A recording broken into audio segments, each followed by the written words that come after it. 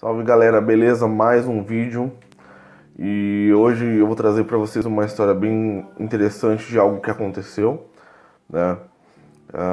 Com um dos co-criadores da PNL, que se chama Robert Dilts, né? E depois de contar isso, ah, a gente vai falar um pouco sobre mudanças, ou porque as pessoas mudam, ou porque outras têm mais dificuldades de mudar, inclusive as que querem emagrecer, as que querem se livrar do tabagismo, até mesmo tem problema com drogas, né? Ou simplesmente quer mudar o comportamento de alguém da família, seja do filho, do marido, da esposa, etc. Então a gente vai ter um pouquinho mais de compreensão nesse vídeo sobre isso, tá? Então vamos lá. Dilts, como um bom programador neurolinguista, ele tratou uma moça que sofria de paranoia, né? E enquanto eu li a história dessa moça, eu fiquei bastante intrigado, porque ela é muito interessante, muito fora do normal das histórias de terapia que você escuta por aí, né? Então, essa moça, ela, ela tinha uma fobia generalizada de moscas, né? Só que eram moscas imaginárias para ela. Só que, de fato, essas moscas afetavam ela. Quando essas moscas vinham, ela sentia reações alérgicas a elas. Só que só ela via essas moscas, sabe? E como eram moscas imaginárias, elas poderiam fazer coisas que moscas normais não faziam, entendeu? Como andar pelo canal do telefone e sair pelos alto-falantes, sabe? Então por isso ela tinha que passar pouco tempo falando com os pais delas por telefone, porque por causa do medo das moscas chegar pelo fio do telefone e sair pelo buraquinho do alto-falante, né? Ela também comprava roupas 2 números maior que os seus para as mangas das camisas ficarem bem maior e elas conseguirem ficar com a mão escondida dentro da manga e morder assim com as mãos a manga com medo das moscas. Ela também usava touca o tempo todo. Ou seja, por mais que ela amasse os pais dela, os familiares, ela não podia ter muito contato por muito tempo com eles, porque ela via sobre eles assim como se fosse aquele pequeno enxame de moscas nela. E todas as pessoas que ela via, 99% delas estavam infectadas com as moscas, porque todas elas tinham as moscas, né? Então, o que aconteceu? Essa moça, ela viveu por anos assim, sem estabelecer contato direito com a família, com os amigos. Ela não podia estudar, justamente por causa desse problema, dessa fobia, né? Então, Robert Dilts, ele avaliou essa situação e o que ele fez? Ele tratou essa paranoia dela, essa alucinação dela como alergia, porque foi bastante inteligente e interessante o porquê que ele explicou isso para ela como uma alergia. Porque independente de como surgir essas alucinações dela, independente de como, essas moscas não afetavam as outras pessoas. Então, como a mosca só afetava ela em especial e não as outras pessoas, mesmo que ela via as moscas nas outras pessoas, ele tratou isso como alergia. Disse que o problema, ele não negou essas moscas não existem, essas moscas imaginárias. Simplesmente ele disse que essas moscas só afetavam ela e não as pessoas. Então se tratava de uma leve alergia. Então ele fez ali a cura rápida de alergia da PNL, né? E essa moça se viu curada. Ela simplesmente acabou o problema dela ali, tá? Ela não via mais moscas, não, sabe, não precisava ter mais medo delas, não precisava trocar o número de roupas para comprar, não precisava mais se esconder, não precisava mais se cobrir até a cabeça quando fosse dormir. Só que aí teve um porém. Por ficar tantos anos nessa situação, ela não desenvolveu algumas habilidades, né? Então, ela, uma jovem já passada dos 20, há muito passada dos 20, ela não sabia cozinhar, ela não tinha uma formação numa faculdade, ela não aprendeu a se socializar com as pessoas por causa dessa fobia que atrapalhou ela tanto. E, e ela teve que aprender a comprar roupas novas, aprender a se adequar mais ou menos na moda social do momento ali que ela tava. E tudo isso para ela foi desconfortante, tá? Por mais que ela gostasse das roupas ali, ela sempre vestindo roupa de mangas curtas e se sentia exposta, ela olhava para ela assim, olhava no espelho e falava assim, essa não sou eu. Porque isso se tratava de uma questão de identidade. Como a identidade dela foi formada, estava bem diferente do que ela tinha se tornado, entendeu? Então acontece o seguinte, Robert Dilts precisou ensinar ela sobre a modelagem e para ela poder modelar comportamentos que ela não tinha aprendido de outras pessoas, né? Modelagem é o ato de você observar e aprender o comportamento de outras pessoas e todas as estruturas básicas para aquilo, mentais. É como se você quebrasse um comportamento em partes para poder aprender parte por parte para ele sair completo. Isso pode ser um assunto para outro vídeo, mas a questão é que ela fez isso, né, para poder seguir em frente na vida dela. Mas o que eu quero passar para vocês nesse vídeo, através desse acontecimento especial, é sobre as pessoas que procuram mudanças. Deixa eu te explicar uma coisa. Presta bastante atenção nisso. Aconteceu um caso de um assassino depois de 20 anos de liberdade, 20 anos de prisão, desculpa, ele foi posto em liberdade. Ao sair da cadeia, ele percebeu que ele não tinha mais o respeito, porque dentro da cadeia ele tinha um respeito que pessoas aqui fora não iriam dar para ele. Aqui ele precisaria trabalhar para comer, lá ele tinha comida de graça, lá ele tinha, entre aspas, os amigos dele, tinha as pessoas, os cúmplices deles, e tinha ali suas emoções dentro da prisão, coisas que aqui fora não fazia mais sentido para ele. Durante 20 anos dentro da prisão, ele simplesmente falou o seguinte: eu vou matar a primeira pessoa que eu ver aqui pro lado de fora da prisão pra voltar pra prisão, porque é lá que eu quero morrer. E ele chegou num posto de gasolina e matou um pai de família, sabe? Que simplesmente não tinha nada a ver com nada, um rapaz que morreu aleatoriamente, só porque uma pessoa queria voltar pra cadeia, sabe? Então você já vê a injustiça que é isso, sabe? Então, assim, quando as pessoas falam em mudanças, quando as pessoas falam, eu quero mudar isso, eu quero emagrecer, eu quero parar de fumar, eu quero parar disso e daquilo, o que eles não se preocupam é se perguntar, é se fazer a seguinte pergunta: quem eu vou ser quando eu alcançar essas mudanças? A questão da sua identidade. Quem serei eu?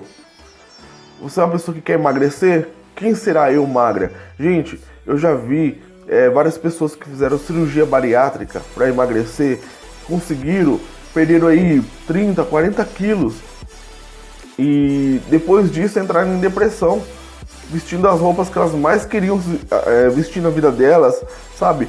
Compraram roupas caras, roupas bonitas, pessoas que ficaram bem, sabe? Mas acabaram posteriormente começando a reclamar de depressão, que parece que aquela pessoa não tá acostumada a ser ela, não tá acostumada a ser magra. Se ela no espelho não se reconhece, uma questão de identidade, sabe? Tem pessoas que falam assim, eu quero parar de fumar, mas quem vai ser você quando parar de fumar, sabe? Eu quero que o meu marido pare de beber. Mas se você prestar atenção nessa questão de identidade, parar de beber está relacionado a muitas coisas. Quem ele vai ser quando ele parar de beber? Você já parou para pensar que beber faz ele ser quem ele é? Não tô falando para você desistir dele parar de beber, pelo contrário, eu quero que você entenda o processo que vai estar acarretando isso, e por isso pode estar sendo muito difícil alcançar essa mudança. Então, você já parou para pensar que ele parar de beber significa ele parar de se encontrar com os amigos do bar?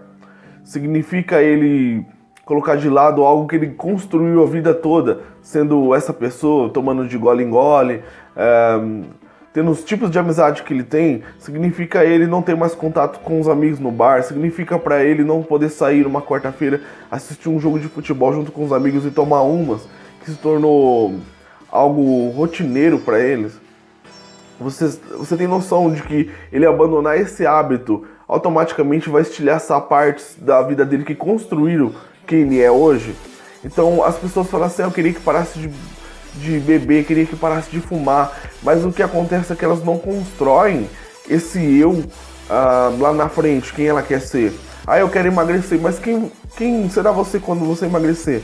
Você simplesmente vai ser uma pessoa magra? Se imagine aí, você sendo magra, quais são os benefícios? Como as pessoas vão te olhar? Como as pessoas vão interpretar isso? Como você vai se sentir quando as pessoas olhar para você? Como isso vai beneficiar outras pessoas da sua família? Como isso vai influenciar os lugares que você visita? Entendeu? Quem vai ser você quando não for mais naquele grupo de amigos onde se reúne só para comer aos fins de semana? Quem vai ser você quando fizer novos amigos dentro da academia? Você entende que mudar um comportamento, mudar um hábito é uma questão muito forte de identidade, significa mudar quem você é. Então, muitas pessoas não alcançam a mudança porque simplesmente elas não definiram a meta dela. Porque quando você escuta uma palestra muito gratificante sobre alguém que venceu na vida, ou sobre alguém que emagreceu, sobre alguém que se livrou das drogas, você fala, é isso que eu quero, e fica muito mais fácil. Você luta e aquela vontade vem, e você... Porque a pessoa ali contando a história dela, ela já deu um modelo de vida dela. E você olhou aquele modelo e falou, isso se encaixa pra mim.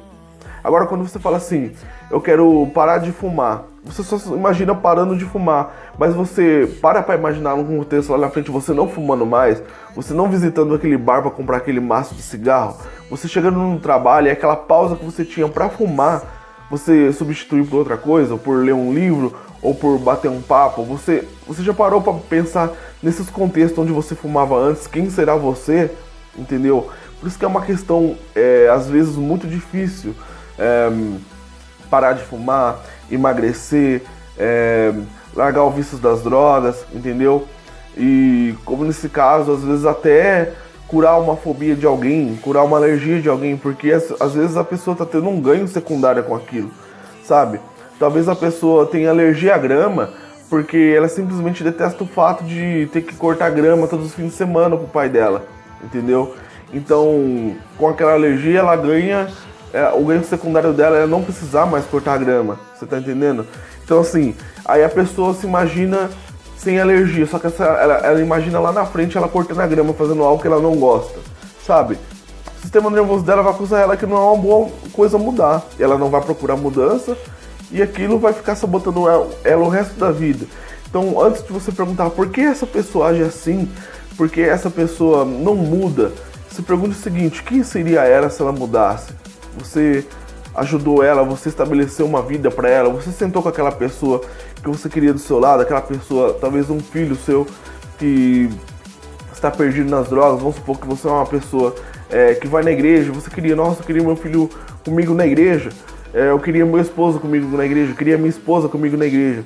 Você já parou para pensar, já parou para conversar com ela, quem ela seria se ela fosse na igreja? Você já tentou construir, tipo, olha, se você for na igreja comigo, assim, a gente vai junto, a gente volta, sabe? A gente pode chegar em casa, assistir um filme, você vai conhecer pessoas na igreja, você pode aprender coisas novas, entendeu? Lá na igreja a gente tem, todo final de semana, a gente frita pastel, a gente faz experimentos sociais, você pode participar disso, isso e isso. Não é simplesmente, vamos na igreja, vamos conhecer Jesus, vamos conhecer... ou qualquer religião que você seja, sabe? Não é simplesmente chamar a pessoa, porque isso se trata também de uma questão de identidade. Quem ela vai ser quando ela for na igreja, entendeu? O problema é que muitas pessoas, quando você chama, vamos supor, pra ir na igreja, elas falam assim, eu tenho que abandonar tudo, eu vou ter que deixar de ser quem eu era, eu não posso escutar mais minhas músicas, eu não posso mais sair onde eu saía antes, entendeu? Então, isso automaticamente vem na cabeça da pessoa. Então, o seu trabalho simplesmente, ao mesmo tempo que a pessoa cria os contras, você cria os prós, sabe? Para ela construir essa nova identidade. Porque simplesmente não é fácil, entendeu? Então, coloca aí um contexto, enriqueça os detalhes disso, entendeu? Para que a pessoa fique mais receptiva, a aceitar aquele hábito ou aquele comportamento, entendeu? Para ela ter uma noção mais clara e mais ampla de quem ela é, de quem ela será quando ela mudar, tá? Então, uma historinha bem rápida para finalizar. Richard Bandler, um dos criadores da programação neurolinguística, ele deu carona para uma senhora que ele viu no mercado onde ele estava comprando um dia. Por simples coincidência, ele deu carona para ela, sabe? E as pessoas... e ela falou que não conseguia parar de beber, sabe? E as pessoas sempre perguntavam para ela, por que você bebe, sabe? Aí Richard, ouvindo aquilo lá, ele resolveu fazer uma pergunta diferente que ninguém tinha perguntado antes. Em vez de perguntar por que você bebe, ele perguntou assim: quem seria a senhora se não bebesse? Sabe? Ela ficou em dúvida assim, porque ela nunca tinha pensado assim. Ela nunca tinha criado esse futuro, nunca tinha imaginado, sabe, construído um eu dela que não fosse viciado em alcoolismo, sabe? Então, a partir desse momento, ele falou assim: eu quero que você escreva uma lista de quem será você quem seria você se não bebesse, tá? E uma semana depois ela ligou pra ele, tá? E ela simplesmente agradeceu, porque aquele dia ela tava pensando em se matar, porque ela não aguentava mais aquela vida, viver embriagada e viver aquela vergonha que ela acreditava que era uma vergonha. E quando ela construiu aquele eu que ela seria, que não beberia, ela conseguiu construir uma nova identidade, sabe? Tão prazerosa quanto aquela que ela vivia antes. Então, eu espero que vocês tenham aprendido muito com isso, tá? E com essas histórias que realmente aconteceram de fato, e com esses ensinamentos, vocês venham compreender melhor o porquê uma pessoa tem dificuldade de mudar, ou porque até você mesmo tem dificuldade de mudar, sabe? Porque às vezes pode ser uma questão maior de identidade, de quem será você, sabe? Talvez você não queira deixar de fumar porque aos 15 anos de idade foi construído na sua mente que para ser um homem e ser descolado no contexto que você estava, você deveria fumar, sabe? Ou por simplesmente um contexto mais rebelde, você seria mais conformista se deixasse de fumar, porque a sociedade te diria o que fazer. Pode ser muitas coisas que estejam te sabotando, tá? Então me escreva aqui nos comentários quais foram suas experiências, se você já passou por algo, se você tem um comportamento que não consegue mudar e esse vídeo esclareceu muita coisa, te deu um direcionamento e agora você compreende melhor porque isso está acontecendo, tá? Espero que tenham gostado, aguarde pelos próximos vídeos, peço desculpas se o vídeo tenha ficado muito longo, né? Eu creio que foi necessário para caber essas duas historinhas aí, uma explicação entre elas, tá? Então fiquem com essa dica hoje aí, com esse aprendizado. Grande abraço e até a próxima.